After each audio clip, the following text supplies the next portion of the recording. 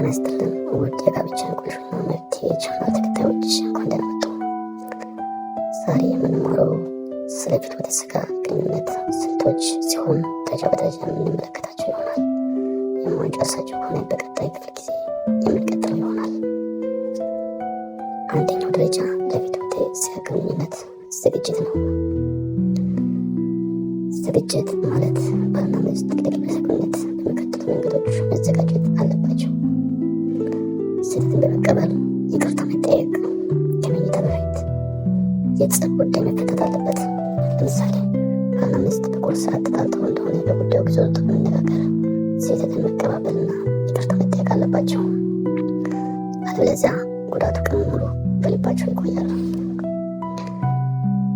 ከመኝታ ሰዓት በፊት ይቅርታ የማይጠየቅ ባልና ሚስቶች የሚሆነው ነገር ፈጽሞ የተለየ ነው። የግብረ ሥጋ ግንኙነት ለመደሰት ተግተው ቢጥሩም በልባቸው ባለው መራራነት የተነሳ እውነተኛ ደስታ አያገኙበትም። ንጹህና የጸዳችሁ ነው። ባልና ሚስት በአጠቃላዩ የሚከተለውን በመፈጸም ጠንቃቃ መሆን አለባቸው። ሁለቱም አንዱ ሌላው አንተ አንቺ ለኔ ስለምታስፈልገኝ ከአንተ ወይም ከአንቺ በሆንኩ ጊዜ ንጹህና የጸዳው መሆን አለብኝ ማለት አለባቸው። ሌላኛው የመኝታ ቤት በር መቆለፍ ነው። አንዲት ሴት ከባሏ ጋር ተኝታ ባለችበት ጊዜ ማንም ሰው ከውጭ ወደ መኝታ ክፍሉ ሊገባ ይችላል ብላ ከፈራች በግብረ ሥጋ ግንኙነት ጊዜ አትደሰትም። ስለዚህ መኝታ ቤታችሁን ቆልፉ። የግብረ ሥጋ ግንኙነት ለመፈጸም በተዘጋጃችሁ ጊዜ ሁሉ መኝታ ቤታችሁን መቆለፋችሁን አረጋግጡ። ሌላ ደግሞ የመኝታ ክፍላችሁ መብራት መጥፋት የለበትም። ሆኖም ግን ከውጭ በማይታይ ሁኔታ በመጋረጃ ሁሉም ቀዳዳዎች፣ ሁሉም መስታወት መሸፈን አለባቸው። ሴት ልጅ ከውጭ ሰው ሊያየን ይችላል የሚል ስጋት በውስጧ ካላት ላትደሰት ትችላለች። ሌላኛው ክፍል ልብስን የማውለቅ ደረጃ ነው። ባልና ሚስት በግብረ ሥጋ ግንኙነት ጊዜ ልብሳችሁን አውልቀው ራቁታችሁን ሆነው ደስ መሰኘት አለባቸው። ራቁታችሁን ሲሆኑ ማፈር የለባችሁም። እንዲያውም ባልየው የሚስቱን ልብስ ረጋ ብሎ በማውለቅ ልደሰት፣ እርሷን ተመሳሳይ በማድረግ ልትደሰት ትችላለች።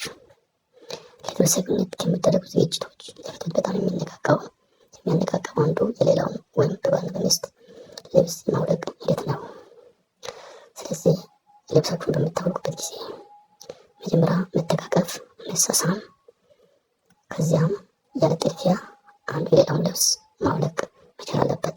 ያም ሲደረግ ምንም አይነት ጥድፊያ ሳይኖር በመሳሳም በፍቅር ጨዋታ ጊዜያችሁን እያሳለፋችሁ መሆን አለበት። ሌላኛው ወሳኙ ደረጃ የፍቅር ጨዋታ ነው። ስለ ፍቅር ጨዋታ በመግቢያ ላይ ጥልቀት ለማለት ሞክሬ ነበር። አሁን ግን ስለ ፍቅር ጨዋታ በስፋት የምናወራው ይሆናል። የፍቅር ጨዋታ ማለት መድፈና ክር ከመሆናቸው በፊት አንዱ የሌላው ስሜት ለፊት ወጥ እንዲነቃቃ የሚያደርግበት ሂደት ማለት ነው። ስለሆነም የፍቅር ጨዋታ ከየት መጀመር አለበት፣ እንዴት መሆን አለበት የሚለው ነገር በስፋት አሁን የምንመለከተው ይሆናል። መጀመሪያ የፍቅር ጨዋታ የምንጀምርበት ጊዜ መጀመሪያ ያለብን የሴቷን የላይኛውን የሰውነት ክፍሏን በማሻሻት ነው። ባለማሻሻትና መደባበስ መጀመር ያለበት ከላይኛው የሰውነት ክፍሏ ነው። የላይኛው የሰውነት ክፍል ማለት ከወገቧ በላይ ማለት ነው። ብዙ ባሎች ግን የላይኛውን የሰውነት ክፍሏን ቸል በማለት የፍትወተ ሥጋ አካሏን ለመደባበስ ይጣደፋሉ። መልካም አፍቃሪ ባል ግን አይጣደፍም። የሚስቱን ሰውነት ላይኛውን ክፍል ለማቀፍና ለመሳም ጊዜ ይሰጣል። ከከንፈሮቿ በተጨማሪ አንገቷንና ጡቶቿን ሁሉ ይስባል። ሁሉም ሴቶች አንድ አይነት አይደሉም። አንዳንዶች ጡቶቻቸው ሲተሻሹላቸው ደስ ይላቸዋል፣ ሌሎች ደግሞ አያስደስታቸውም። አንዳንድ ሴቶች በተለይ በወር በዑደት አንዳንድ ቀናት ጡታቸው ሲነኩ በጣም የሚሰማቸዋል። ስለዚህ ሴቶች ከባሎቻቸው ጋር ተነጋገሩ። ፍቅርን እየሰጡ ሳለ የሚያስደስታቸውን ነገር ንገሯቸው ወይም አሳዩአቸው። በፍቅር ጨዋታ ወቅት ከባሎቻችሁ ጋር ለመነጋገር መፍራት አይገባችሁም።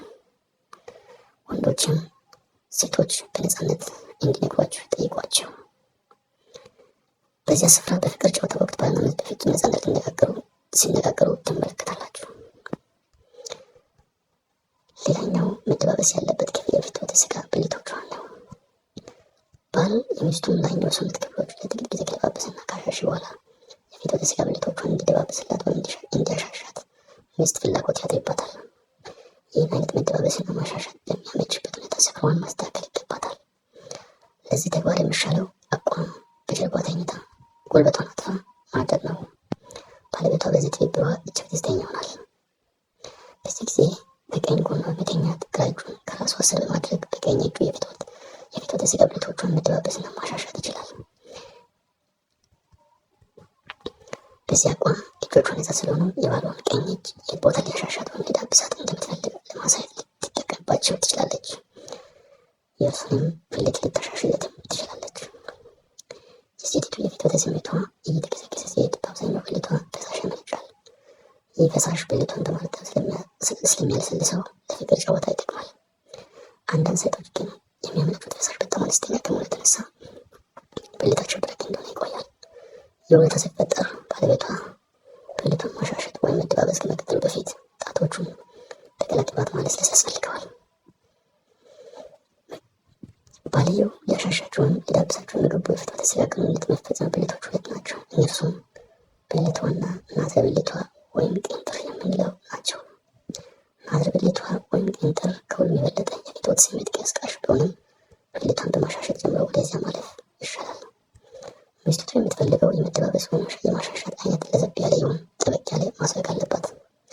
ባልየው ብልቷን በማሻሻት ጥቂት ደቂቃዎች ከወሰደ በኋላ ጣቶቹን ወደ ናዝረ ብልቷ ማስተላለፍ ይችላል። ይህ ናዝረ ብልት የሚገኘው ከብልቷ ውጭ የውስጥ ብልት ከናፍርት የምናገኙበት ነጥብ አካባቢ ነው። ሚስቲቱ ይህ ናዝረ ብልቷን እንዲያገኘው ባሏን መርዳት ትችላለች።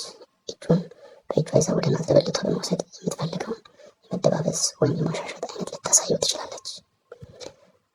አንዳንድ ሴቶች ብልታቸውን እና ናዝረ ብልታቸውን በአንድ ጊዜ እንዲተሻሻላቸው ወይም እንዲደባበስላቸው ይፈልጋሉ። ስለዚህ ባሎቻቸው ጣቶቻቸውን ወደ ብልቶቻቸው ውስጥ በማንሸራተት በእጅ መዳፎቻቸው ደግሞ ናዝረ ብልቶቻቸውን እንዲያሻሹ ይጠይቃሉ። ሌሎች ሴቶች ደግሞ ብልታቸው ውስጥ ጣት እንዲከተት አይፈልጉም። ስለዚህ ባሎቻቸውን ናዝረ ብልታቸውን ብቻ እንዲዳብሱ ወይም እንዲያሻሹ ይጠይቃሉ። ለፍቅር ጨዋታ ዋና አስፈላጊው ነገር ንግግር ነው። ሚስት ታላቅ ደስታን የሚያጎናጽፋት ነገር ምን እንደሆነ ባል እንዲያውቅ ማድረግ አለባት። ባሏን የሚሰማው ጊዜ አለ።